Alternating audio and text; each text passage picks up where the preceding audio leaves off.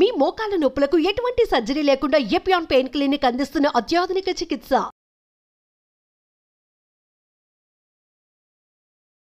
నమస్తే చేతన్ గారు. నమస్తే అండి. చేతన్ గారు, చిన్న పెద్ద తేడా లేకుండా అందరికీ కామన్గా వచ్చే ప్రాబ్లం ఈరోజు చాలా తొందరగా కూడా ఏజ్తో సంబంధం లేకుండా వచ్చేది మోకాళ్ళ నొప్పులు.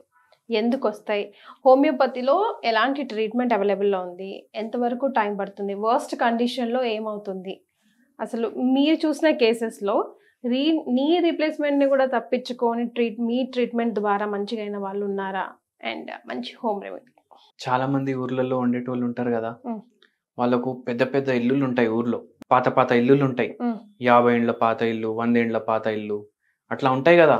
ఆ ఇంట్లలో ఉండేటోళ్ళు ఖచ్చితంగా ఒకటి గమనించండి, వాళ్ళ ఇంట్లో ఒక రూమ్ ఉంటది, అది ఎప్పటికీ ఓపెన్ చేయరు, బందే ఉంటది, పెద్ద తాళం ఉంటది దానికి. ఆ తాళం ఓపెన్ చేస్తే ఆ డోర్ ఈజీగా ఓపెన్ అవుతుందా? కాదు. పుష్ చేయాలి, బాగా పుష్ చేస్తే ఒక్కొక్కసారి కొట్టాలి జర గట్టిగా, అప్పుడు ఓపెన్ అవుతుంది. మళ్ళీ ఓపెన్ అయిన తర్వాత కూడా ఓపెన్ క్లోజ్ చేస్తే ఏమవుతుంది? కొయ్యి కొయ్యి అని సౌండ్ వస్తుంది. దాని అర్థం ఏంది? దాని హింజెస్ ఉంటాయి కదా, దాంట్లో రస్ట్ వచ్చేసింది. అయితే ఏమైంది ఇక్కడ? ఆ జాయింట్ ఉంది. హింజ్ అంటే జాయింటే, డోర్ ఓపెన్ క్లోజ్ చేయడానికి ఏదైతే హింజ్ ఉంటది కదా, దాంట్లో జాయింట్లు ఉంటాయి. ఆ జాయింట్లు రెగ్యులర్లీ వాడలేదు. మొత్తం ఇల్లు అంతే పాతది, వేరే డోర్లు కూడా పాతవే కదా, అవైతే ఓపెన్ అవుతున్నాయి, అవైతే క్లోజ్ అవుతున్నాయి. మళ్ళీ ఆ డోర్ ఎందుకు ఓపెన్ అవుతలేదు, క్లోజ్ అవుతలేదు? ఎందుకంటే దాన్ని వాడలేదు.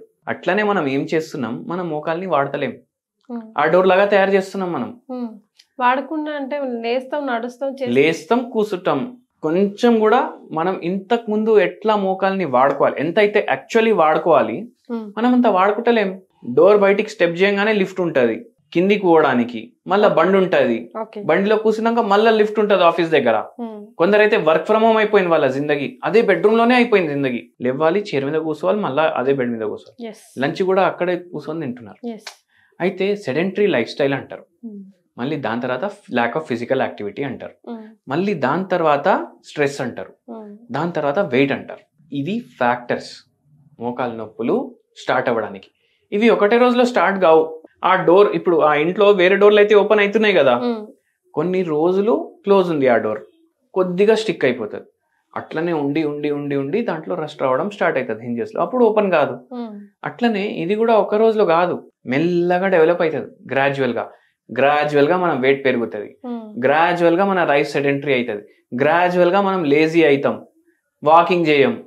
అట్లా over a period of time weight పెరుగుతుంది. Over a period of time weight పెరుగుతుంది. డైలీ ఎంతైతే మనం వెయిట్ పెరుగుతాం అంత ఎక్కువ బరువు ఈ మోకాల మీద పడడం స్టార్ట్ అవుతుంది. అట్లా అయ్యి అవుతుంది. దాన్ని ఆస్టియో ఆర్థరైటిస్ అంటారు.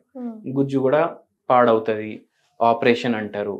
ఒక పేషెంట్ కి కూడా ఇట్లా అన్నారు, సర్జరీ స్టేజ్ కు వెళ్ళిపోయారు అనమాట. అయితే ఆ పేషెంట్ మన దగ్గర వస్తే మనం ఒకటే అడిగినాం, మీరు వాకింగ్ చేస్తారా అని అడిగినాం. మనకు తెలుసు చెయ్యరనేసి, ఎందుకంటే ఆల్రెడీ వెయిట్ కూడా ఎక్కున్నారు. మనం హోమియోపతిలో ఏం చేస్తామంటే పేషెంట్ మనకు ఎట్లా రెస్పాండ్ చేస్తున్నారు దాన్ని బట్టి కూడా మనం సిమ్టమ్ తీసుకుంటాం.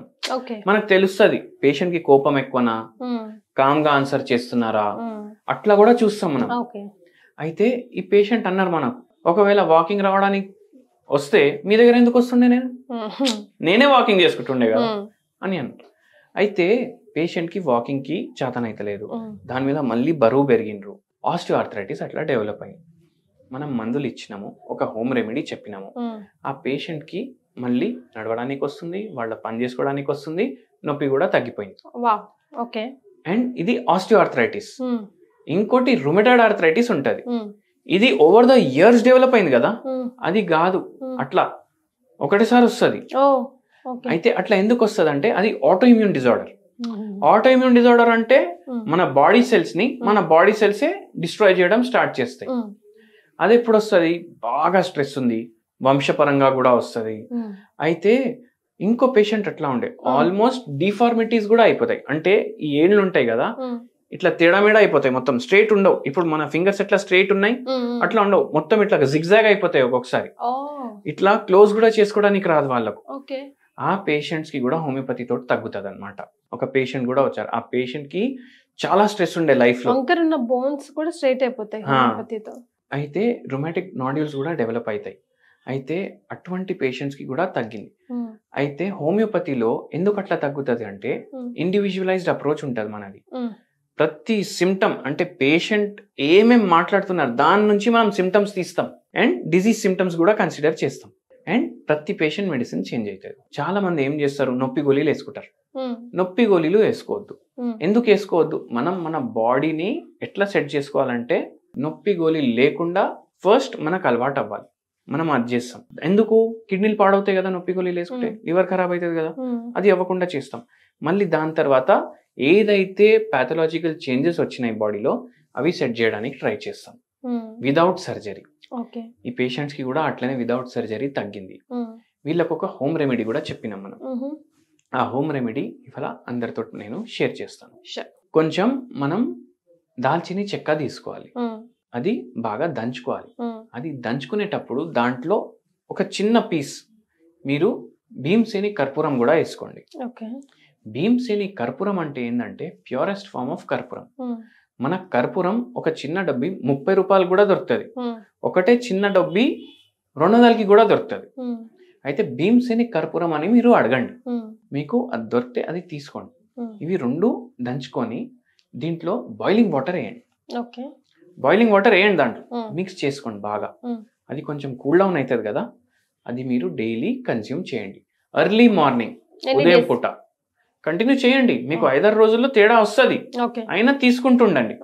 బై ఛాన్స్ చాలా డిఫార్మిటీస్ అన్నట్టు చెప్తే సర్జికల్ కేసెస్ ఉంటే మీరు ఇండివిజువలైజ్ హోమియోపతి ట్రీట్మెంట్ తీసుకోండి.